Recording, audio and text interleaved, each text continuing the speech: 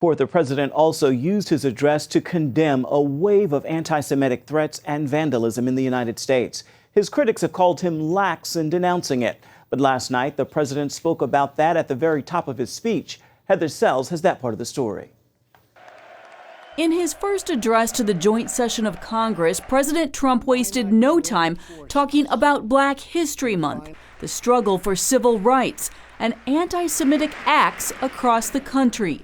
Recent threats targeting Jewish community centers and vandalism of Jewish cemeteries, as well as last week's shooting in Kansas City, remind us that while we may be a nation divided on policies, we are a country that stands united in condemning hate and evil in all of its very ugly forms.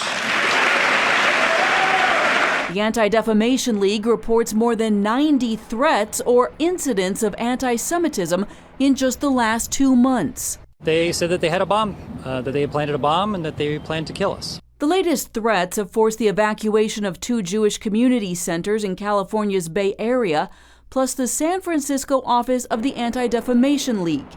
The League is an international organization that fights anti-Semitism. That's really scary to hear that there was a bomb threat. On Monday, more than 20 Jewish facilities across the U.S. received threats. Jewish cemeteries have also become targets. Vandals have desecrated 2 in the last week.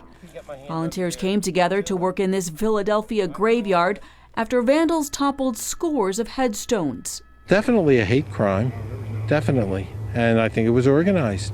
Jewish leaders actually aren't sure if anti-Semitism or simple maliciousness motivated those behind this.